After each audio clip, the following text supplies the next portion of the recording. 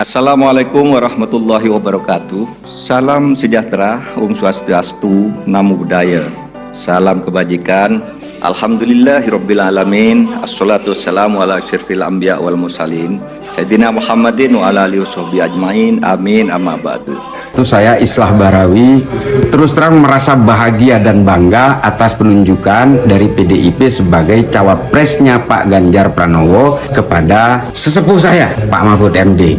Kalau kita mau melihat sosok yang punya integritas, perjuangan terhadap negara ini demi tegaknya hukum, demi upaya-upaya untuk menghilangkan berbagai tindakan-tindakan kejahatan koruptif di negara ini, maka saya sangat bangga untuk mendukung Pak Mahfud MD. Seluruh masyarakat Indonesia yang masih berharap untuk tegaknya hukum di seluruh Indonesia, maka mari kita dukung Pak Mahfud MD. Pak Mahfud MD adalah sosok yang pernah berkarir di legislatif, di eksekutif dan juga yudikatif, dan beliau punya rekam jejak tidak pernah punya kejahatan apapun dalam jabatan-jabatannya. Oleh karena itu, beliau adalah orang yang tidak pernah punya kejahatan masa lalu. Beliau juga tidak punya beban masa lalu, dan juga apa yang menjadi beban beliau hanyalah masa depan Indonesia. Mari kita bantu Pak Mahfud. Insyaallah dengan ridho Allah Subhanahu wa taala, langkah kita dalam mewujudkan Indonesia sejahtera lahir batin,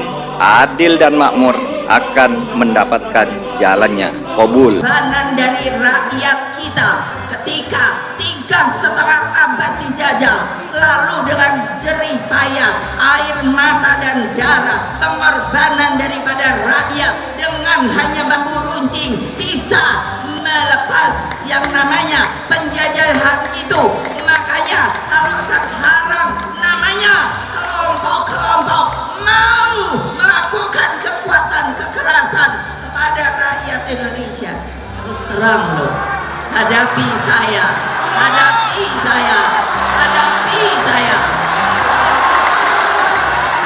Ya loh, saya pun rakyat Indonesia, saya pun yang punya tanah ini, saya pun yang punya anak-anak saya di tanah ini, saya pun mengalirkan darahnya dengan orang tua saya, kakek nenek saya untuk membangun negeri ini.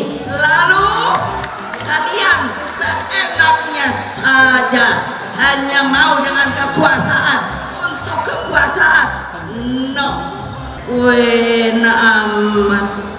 Emangnya untuk apa ada pemilu? Karena rakyat kan teknisnya suruh nyoblos. Ya biarin dong dia nyoblos, mau nyoblos siapa? Ya dong. Ganjar mulai keluar sarang, cacing pun tidak akan diam ketika diinjak.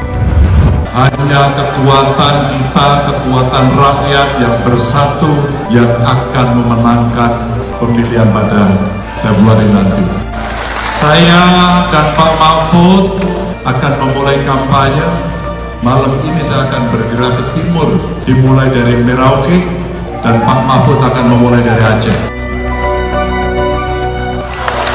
Dan mulai besok pagi tidak ada lagi kata mundur. Kalau kita dihalangi di depan, kita akan tabrak. Saya sudah mendapatkan laporan, Kades mulai diperiksa.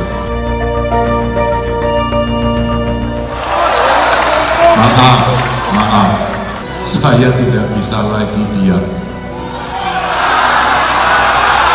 Dan saya kontak apa sebenarnya yang terjadi.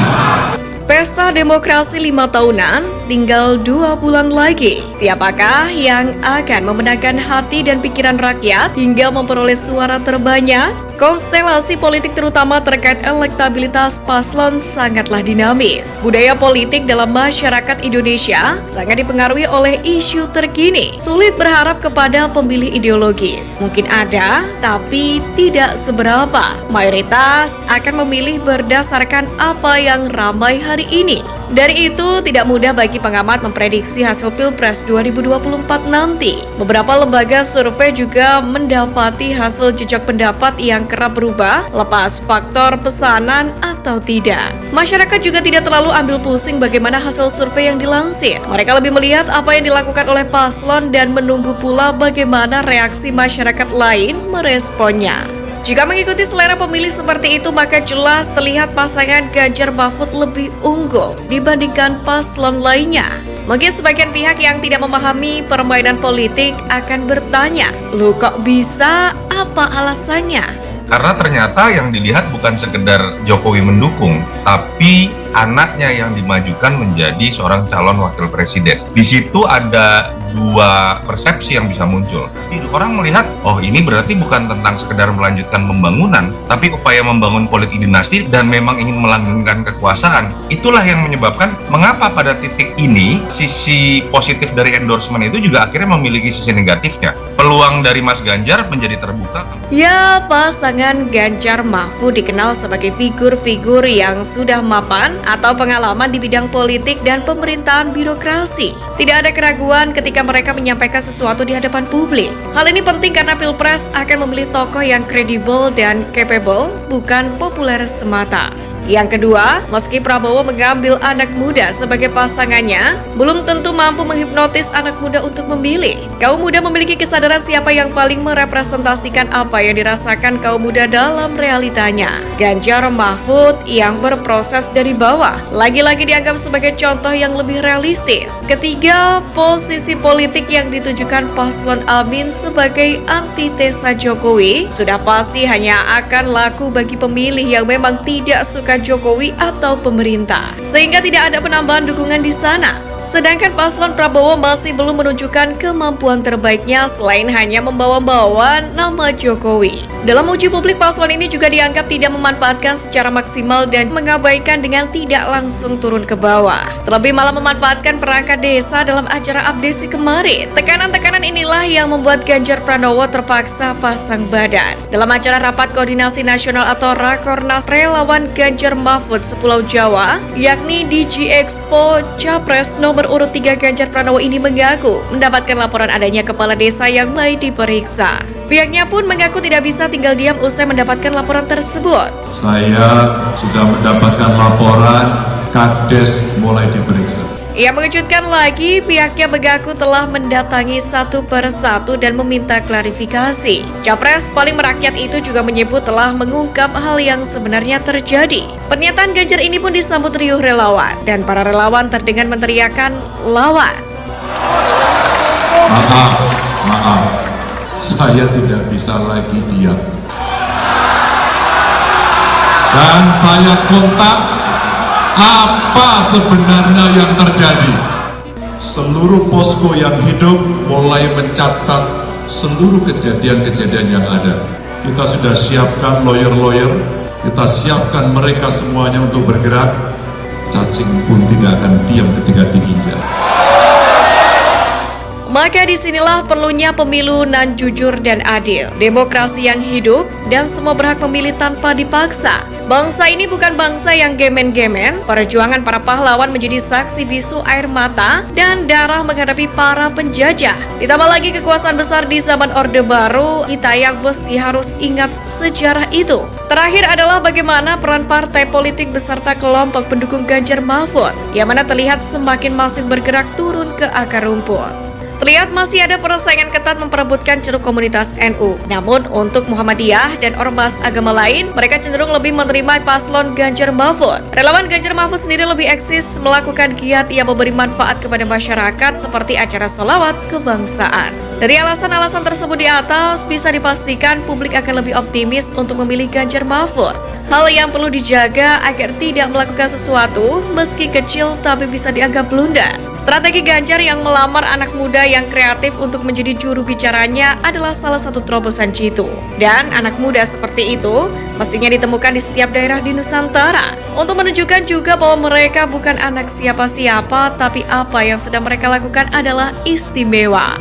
Untuk komunitas perempuan sepertinya juga bisa diwakili oleh Siti Atikoh, istri Ganjar, untuk turut belusukan bertemu dengan komunitas yang dimaksud. Siti Atikoh selain sebagai ibu rumah tangga juga memiliki kompetensi sebagai pemimpin perempuan yang hebat. Suaranya lantang, sikapnya lugas, komunikasinya santun yang diharapkan memberi pengaruh, yakni kepada perempuan-perempuan lain bergabung. Jika dibandingkan dengan pasangan kandidat lain, maka perempuan di belakang Ganjar Mahfudlah juga lebih hebat. Lantas, bagaimana menurut Anda? Menarik, ternyata memang para pemilih muda ini tidak melihat usia atau secara visualisasi usia muda ini bisa menjadi faktor yang bisa menarik mereka memilih seseorang, tapi dari rekam jejak. Tapi rekam jejak tersebut kan juga kita lihatnya dari pekerjaan. Kira-kira apa saja mungkin daya tarik, bagaimana popularitas sosok-sosok capresnya sendiri? Apakah ini yang menjadi faktor utama kenapa Pak Mahfud dipilih oleh Pak Ganjar Pranowo, Bang Islah? Sebenarnya kalau dalam dunia politik itu soal usia ini memang kadang-kadang tidak bisa diukur. Age is just number gitu. Begitu getolnya Pak Mahfud selalu menyuarakan demokrasi misalnya, kedaulatan hukum dalam satu negara, bukan monokrasi gitu ya, bukan satu kekuatan negara yang terpusat pada satu kelompok. Kalau di calon yang lain misalnya pernah dituding punya kasus pelanggaran HAM misalnya. Sementara di sisi yang lain ada cawapres yang pernah dipanggil KPK berkali-kali. Saya pikir ini satu modalitas yang luar biasa yang kita dapat. Mudah-mudahan ini catatan yang kita pertahankan lah, mudah-mudahan sampai nanti pada tanggal 14 Februari 2024. Tapi yang pasti terkait dengan soal anak muda, saya pikir ada 3 isu yang sangat penting. Yang pertama adalah soal kesejahteraan, yang kedua adalah soal lapangan kerja, dan yang ketiga adalah soal pemberantasan korupsi. Dan ini sangat penting sekali. Dan sosok Pak Mahfud ini adalah sosok bukan saja melengkapi, tapi betul-betul menjadi satu guide atau pengawal yang memang betul-betul ada di dalam pasangan Mahfud dan Ganjar dan Mahfud MD ini. Ribuan mahasiswa dan elemen masyarakat yang tergabung dalam Aliansi Jaga Demokrasi menggelar mimbar demokrasi yang bertajuk Mahasiswa Bersama Rakyat Tolak Politik Dinasti dan Pelanggar HAM. Aksi ini digelar di kampus Institut Seni Indonesia, ISI Bantul, Yogyakarta. Ribuan mahasiswa menggelar mimbar demokrasi yang digelar di halaman kampus ISI Yogyakarta. Aksi mimbar ini tak hanya diikuti mahasiswa, namun juga dihadiri oleh warga Yogyakarta yang merasa prihatin dengan kondisi Indonesia saat ini. Panggung mimbar demokrasi yang bertajuk Mahasiswa Bersama Rakyat Tolak Politik Dinasti dan Pelanggar HAM ini diisi dengan orasi dari perwakilan mahasiswa. Dalam orasinya, para mahasiswa mengajak untuk bangkit melawan politik dinasti. Selain mimbar orasi, sejumlah poster bernada ketidakpuasan terhadap oligarki Jokowi juga dipampangkan. Sebagai simbol perlawanan terhadap upaya pengibaran demokrasi, para mahasiswa membubuhkan tanda tangan di atas selembar spanduk. Menurut Koordinator Umum Aliansi Jaga Demokrasi, Muhammad Suhud, mimbar demokrasi ini merupakan bentuk keresahan bersama atas isu-isu publik, salah satunya putusan MK soal batas umur capres-cawapres. Karena demokrasi ini tidak ada yang mengganggu, apalagi dikebiri dengan kepentingan oligarki atau kepentingan kekeluargaan. Sebagian besar wilayahnya telah dikuasai oleh sejumlah perusahaan pemegang konsesi lahan. PT Arsari Tirta Pradana, perusahaan milik Hashim Joyo Hadikusumo yang juga adik Menteri Pertahanan Prabowo Subianto, jadi pemain penting memasok air minum IKN. Mereka akan membangun bendungan di dalam area konsesi HGU milik PT ITCI Kartika Utama. Perusahaan kayu ini juga dimiliki Hashim. Sama pengusaha Pak Hashim,